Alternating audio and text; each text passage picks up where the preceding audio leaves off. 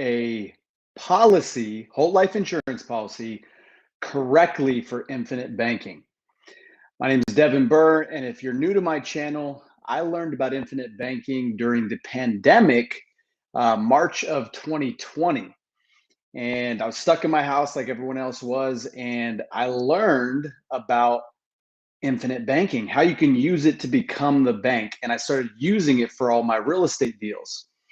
And it was incredible. I had to start telling everybody about it. You got to look at this thing, infinite banking. I was telling mom and dad, brothers and sisters, you name it, I was telling everybody. And then I got on social media and started making videos about infinite banking, and everyone wanted to know, how can they get one? So I became licensed in March of 2021. And since then, I've been able to set up over 1,100 policies.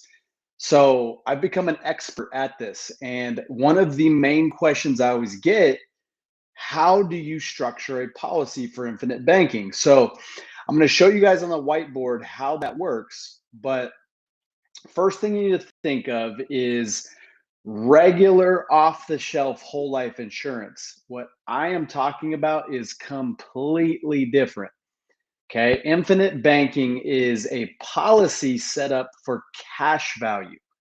So a regular whole life insurance is not set up for that. It's set up for the death benefit.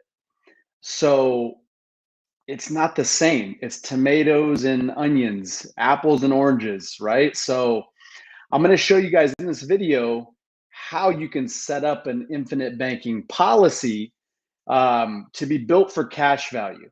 The most important thing is most agents have no idea how to do this. They had never been trained on it, because you'll see here, I'm going to show you the commissions and everything are much, much lower. So agents don't have an incentive to sell this kind of policy. And if they knew how to do it, even if they knew, they wouldn't want to, because they'd be giving up most of their commissions. Okay. So first and foremost, let's go ahead and talk about regular whole life insurance. Okay. Regular whole life insurance is built for the death benefit, right? So let's see if you guys can see this. So you guys have your base premium. All right. So base premium is what most policies, regular whole life insurance policies, are built of. Base premium. So it's what you put into the policy that gets you the death benefit. Now, base premium does not accumulate cash value very quickly. That's why most people, when they think of whole life insurance, they think it's a horrible place to put money, because it takes 10, 15 years to really see some cash value. And that's true if the policy is built with just base premium. Okay. So think of it this way. Base premium, this is what gets you the death benefit. All right. It also gains cash value, but it does it slowly. Okay. So it's a slow accumulation of cash value. Now, the higher your base premium, the slower the cash, but the higher the death benefit. And again, most people just don't do it this way, or most people have policies this way because this is all they know, and they don't have cash value accumulating quickly. Okay. Now, what we do to set up policies to have immediate cash value is we do a rider, which is basically just an add-on to a policy, and it's called a PUA. That stands for paid up additions. Okay. So paid up additions is a rider that you put on a policy. And basically what that does, paid up additions, is you overfunding your policy. Okay. So you have your base premium and you're overfunding it, in order to get cash value. Now, again, most agents don't know how to do this, mainly because the paid up additions, agents don't get paid a lot of commission on it. Agents get paid their commission based off of the base premium. So what agents do is they want to have the base premium as high as possible so they can get the most commission.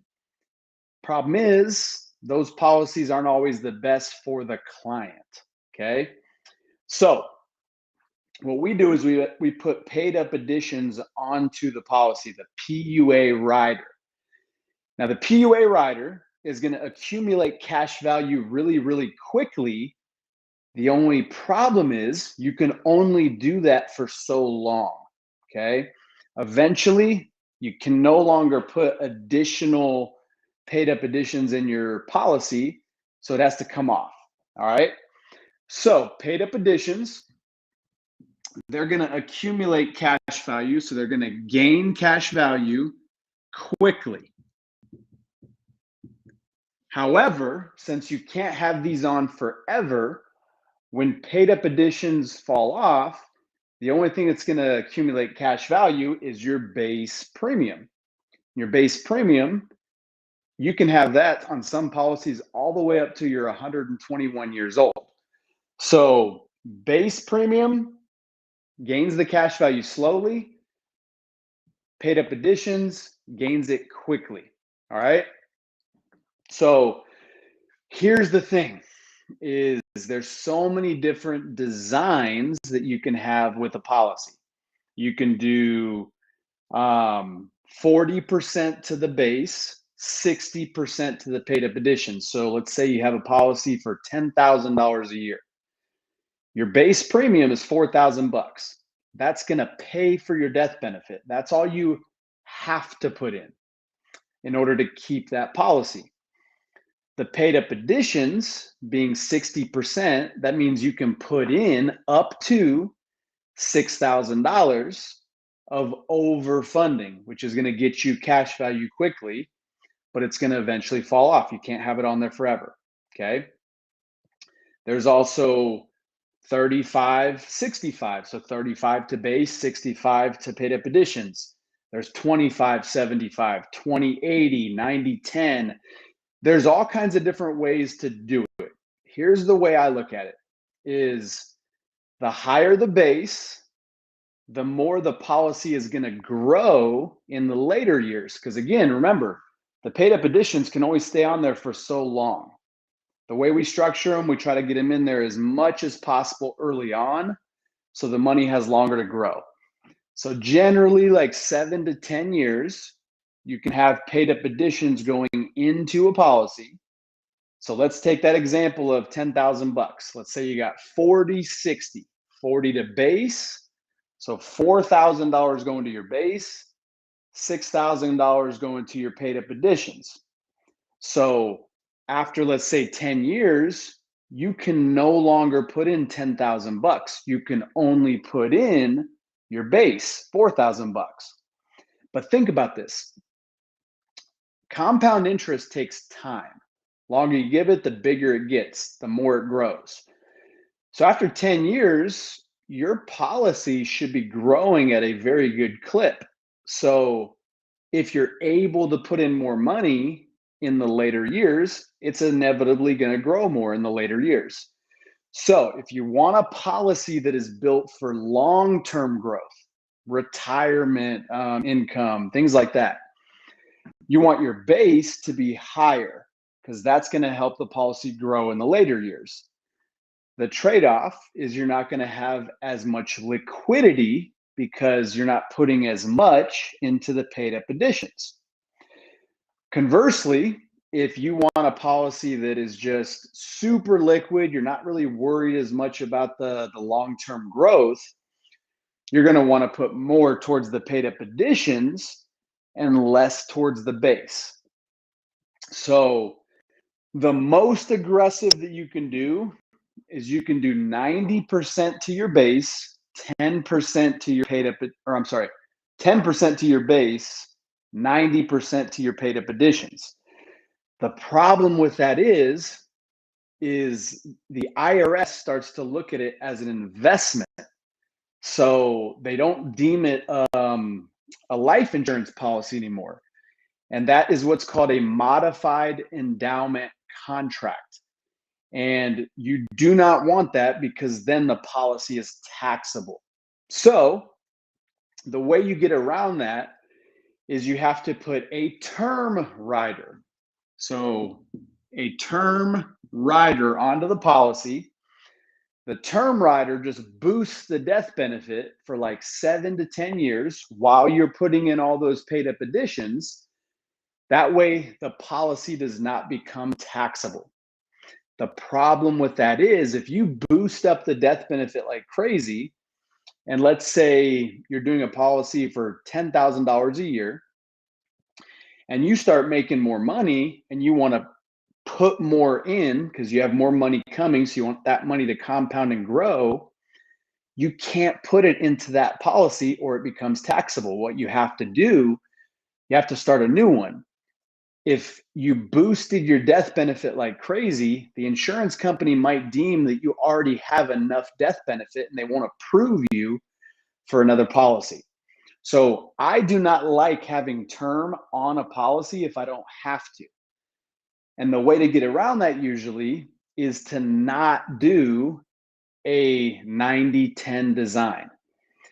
And also because after 7 to 10 years, you've only got 10% going into your policy of what you were putting in when your compound interest is really cranking and doing its thing. So you're going to slow that policy way down.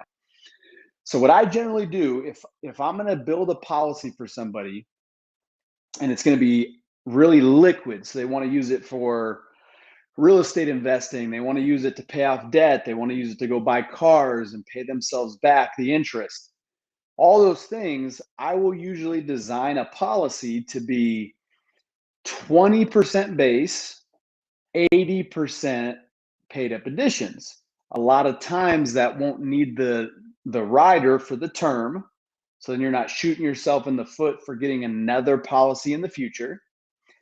And it also makes it to where after paid up additions can't be put in anymore, you can still put in 20% of what you were putting in. So you're able to really grow it long term. You got to look at this as a long-term game, okay? Because over time, compound interest isn't going to do much, but as you give it more time, it exponentially grows, okay? So my designs personally on my personal policies, the most aggressive one that I have as far as liquidity is 20% to base, 80% to paid up additions. I've got some policies that are 50% to base, 50% to paid up additions, because I want those things to be built for my retirement income. And I'll make another video showing you guys actual illustrations of my policies so you can see like how they grow in the later years. It's absolutely insane what you can do with these policies if they're built correctly. And again, it's all based on what you're looking to do. If you're looking for retirement income, you should be doing a policy that has more going towards base, less going towards paid up additions, but you should never do a policy that is 100% base. In my opinion, that's not a good policy. All that's doing is padding the insurance agent. It's padding their commissions. So basic rule of thumb is most companies on the base premium, they'll pay anywhere from about 50% to 85% of what you're putting in. So if you put $10,000 in base, that agent's making about 80 up to 8,500 bucks the first year. So the lower the base, the lower the agent's commission. The lower the base, the higher your liquidity early on. Higher the base, more it grows long term. So it's just case by case. You have to figure out, one, you got to have an agent that knows what they're doing. By the way, I'm an agent. So guys, I got licensed in March of 2021, and I do not set these policies up to make a bunch of commission. I do a ton of policies. I've done just over 1,100 since March of last year. So I set the policies up for the person. What are they looking to do with it? How are they going to use it? And I'll set the policy up for that. Not looking to make a ton of commission on one policy, because this isn't my only stream of income either. So I set the policies up for my clients to do what they want to do with the policy. And then I just end up making a lot of money because I do so many policies. So it's really just a numbers game. So hopefully that makes sense. It looks like I actually have, oh, my guy Chris Kirkpatrick. He is on here and just shot a little chat to me. So I'm streaming live right now on Facebook and also on YouTube. I've only done this one other time. It's with this app called Restream. So streaming in multiple places at the same time. I'm going to actually put this video on my YouTube so you guys can come back to it and actually learn from it. So just to briefly recap, to structure a policy for infinite banking, the agent has to know how to do this. They have to know how to split up the base and the paid up additions and the term rider if it's needed, in order to keep the policy from becoming a modified endowment contract, a MEC. Modified endowment contract means it's taxable. So your agent needs to know how to make sure your policy never becomes taxable. You don't want to be taxed on your gains. You don't want to be taxed on using your policy. You want it to be 100% tax free. So, guys, I hope you learned something from this. Put some comments down below on the YouTube video here. Let me know what else you guys want to learn about. And if you haven't already subscribed to my channel. Hit the bell notification so you get notifications when I put out a new video. So until next time, guys, I appreciate you. Compound early and compound often.